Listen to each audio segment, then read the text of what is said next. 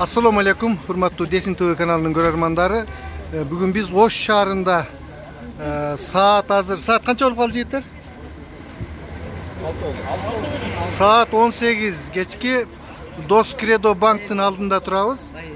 Ellerдің bardığı başka banklar iştebegендіктен ушундай кезекте турушат. Мындай кезектер биздин банктардын алдында дайыма болот.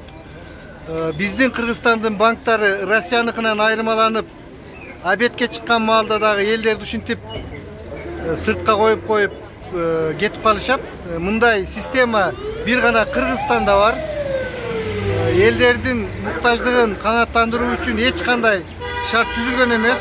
Мына бүгүн жумуш күнү болгондугуна карабастан бардыгы жаап кетип калгандыктан ушунчалык көп элдер канча сааттан бери турасыздар? 3 сааттан бeri. 3 saat, 4 saatten beri ушул жерде мына мынтип тизмелерди тизишип кире албай турушат адамдардын бардыгы.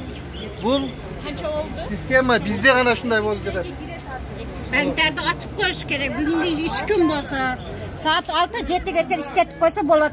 Rasiyalarda atılık, bari el donantı mustaz bolup, Banisa'dan çıkıp öçürükte turağız iylep.